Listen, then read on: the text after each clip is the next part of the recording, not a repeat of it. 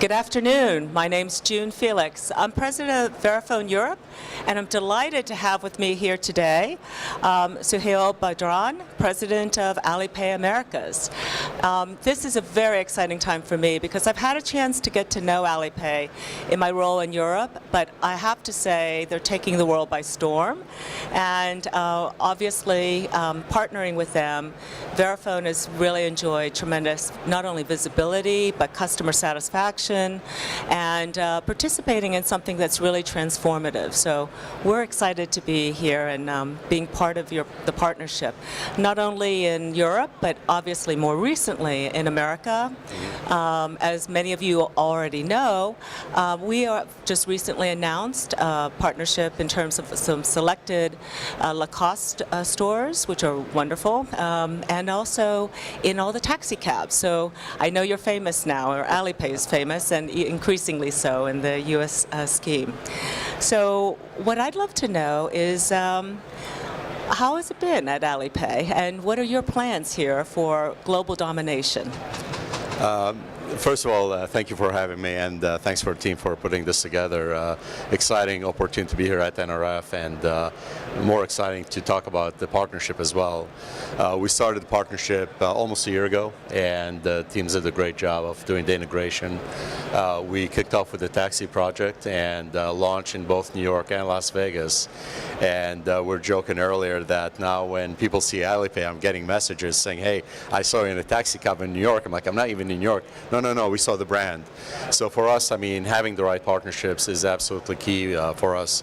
Our plans are simple. They really are. We've done really well in China. We listen to our customers, no different than how Verifone does it. And so we're really very focused on where's that Chinese consumer going next. In China today, the middle class is about 300 million. And if you compare that to a U.S. population of 360, it's a very, very meaningful number. And every year, there are about 120 million trips, consumers leaving China to go anywhere in the world. So for us, really, it's tracking that consumer. It's understanding their purchase behavior, how long are they going on holiday, where are they going, and also understanding, specific to retail, the brands that they like and love and like to shop. And in some instances, they have the ability to buy it online, but in many cases, when they actually go to a country, they love to buy that brand, and Lacoste is one of those brands, so we're very excited about it. Yeah, I think also Alipay is much more than, it's an incredibly well thought through experience, right? It really is much about financial inclusion. It's a real marketing tool as well, as you were saying, for the merchants or the brands to really make sure that they're presented in the best possible way. And that's what we love, is the fact that you've thought about that very, very carefully, and right. Trying to create this great experience for your very loyal consumers. Yeah, and that's what we've done. I mean, people ask me, how did you get so big and so quickly? We've been at this now for 14 years plus. It started out as a trusted payment mechanism between consumers and the retailers on the Alibaba platform. But since then, really, we took the time to understand what else is needed. And so over the years, we've created what we call a digital lifestyle wallet. It's more than just payments. It's the ability to go into one application on your phone and pay your bills, get a marriage certificate, pay for transportation. We've also included some other brands like Uber, for example. So a Chinese tourist now has the ability to come here, not worry about language barriers, if that taxi is going to accept my credit card or not, which is a great example of why we did the Verifone taxi deal. So for us, it was more than just payments. Payments is that end result in a sense, and a very important one at that. But it also helped us to understand the lifestyle of that consumer. So for the retailer, now we can bring them and curate for them consumers and tourists that are important for that brand. So you and I may have similar backgrounds, and we may have similar shopping experiences, but you may like to go skiing, I like the beach. And so for us, that little difference is also important in the retail world. So what we've done is work very close with the retailers And when our consumers open up their app, which they touch somewhere between 12 and 14 times a day, very different than a credit card because you don't really think about your credit card as much. And we're able to present them now with offers that are important for them.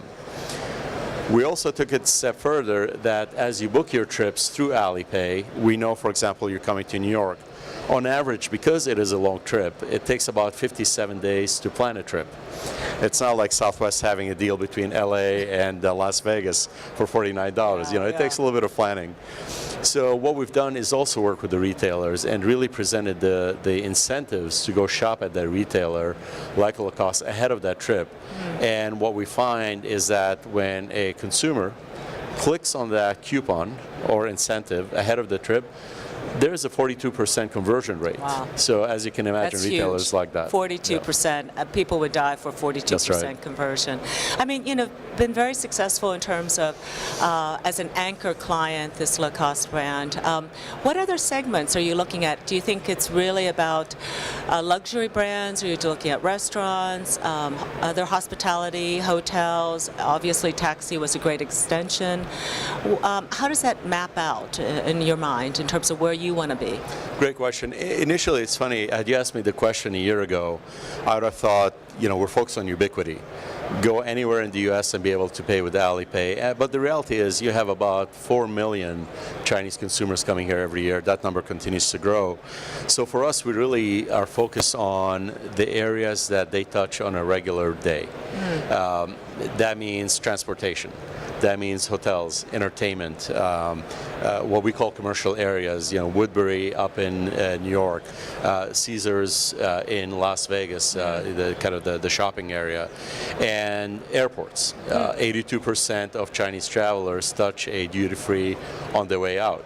So we really took a more of a concentrated effort to look at those segments and cater to them in terms of transportation, hospitality, entertainment, shopping experience. The other part that we shifted from a little bit is out of the approximately 4 million, only 800,000 now use tour buses and tour packages. That number used to be a lot higher in the past, so now we're finding that they have become more independent. So you may book your flight and hotel, but when you arrive here, you're looking for that individual experience, and so we want to make sure that we are accepted wherever they are. Yeah, so they're looking for much more personalized experiences, Exactly. and that's very much in line with your app and also your philosophy is That's to right. help them have something distinctive. I think they want to brag about how they had a special experience as opposed to went on some tour, at least. There's definitely a benefit for tours, and I think, but they've also opened up the opportunity for, especially the repeat traveler, to say, I would have really liked to have stopped somewhere along the way, but didn't have the chance. So when we see the second and third time travelers, that's important for them right now. Well, what I've been amazed about in Europe is I always said, oh, they're going to go to Rome, they're going to go to London, Paris, but I was in Wengen or someplace in Switzerland, and there they were. They were at a beautiful luxury hotel. There was, and I think they're really exploring many more locations. So how do you manage that? In a country as big as the U.S. or on a global basis, it was one thing when it was kind of predictable. They go to Las Vegas, they would go to New York, the big cities. But now they're probably going to like Louisville or someplace just to go to the Grand Ole Opry or to New Orleans. How does that affect your, kind of expansion strategy? Well, really, the way we're doing it is through partners and partnerships. And so the benefit of the partnership is Verifone itself is ubiquitous. Almost every store. I paid you to say that. No, honestly, you didn't.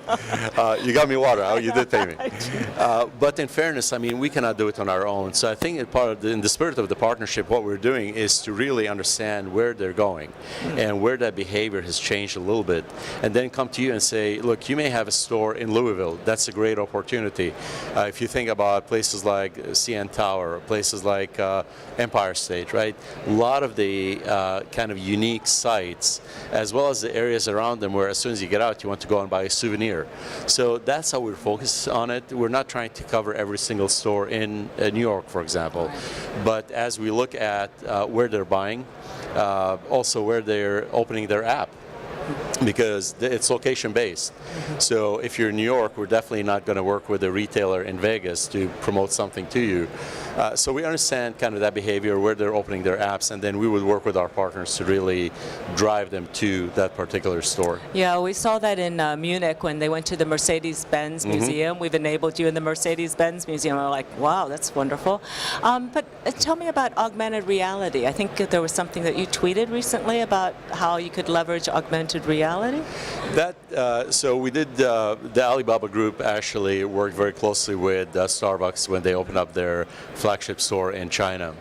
And through Alipay and through the Starbucks app as well in China, you're able to kind of walk around and take a look and see how things are made or where you can collect points. I mean, it's a great experience. And we view that now as potentially in the retail space, we're going to see more and more of it happening. I think to me, the technology is out there. And I think it's important to also understand for the retailers how they can leverage it to drive that engagement factor, because it's more than just a shopping experience. It's more than just payments.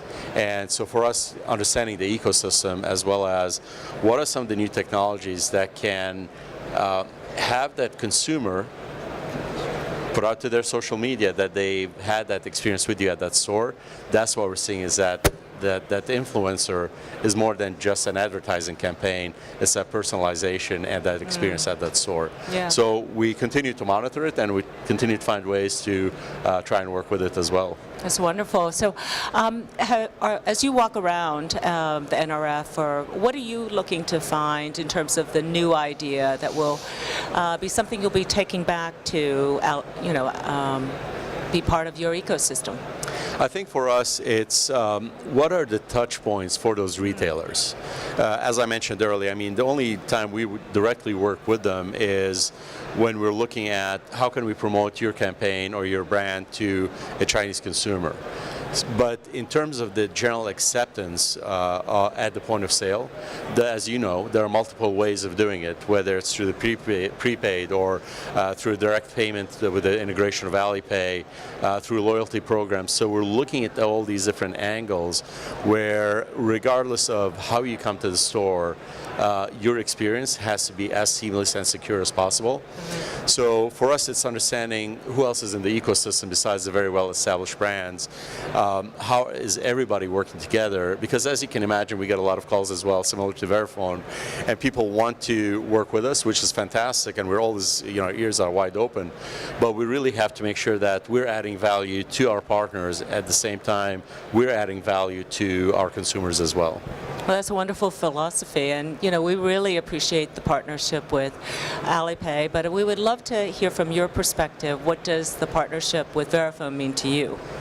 So for us, when we looked at the strategy of how do you get to the right merchants, not necessarily all merchants, but the right merchants in North America, we really focused on the partnership aspect. And again, it feels like June has paid me, she didn't. But it really is companies like Verifone, right, that where we have the ability to work together and really educate the merchant on the value of the Chinese consumer. But more importantly, if you think about the retailers here in North America, all the conversion that they went through for some of the other terminals with EMV and some of the pays that are out there in the market, we really wanted to make it as simple as possible. Yeah. And that's why, working with you with your E355 terminal, being able to make it simple for that retailer was one of the key criteria and key success factors for us in selecting this partnership together. Well, we're delighted, and thank you very much for that partnership. And we look at working with you on a global basis as deeply as we have in Europe and also in North America. Yeah. I think there's a great scope for us to change the world of the shopping experience, especially for your clients. Yeah, we really hope so, and I appreciate the time here again. And for us, I mean, Lacoste hopefully is just a start, and hopefully we can take it all over. Yes, absolutely. Thank you, Jim, for your time. Looking forward to that. Thank you very much.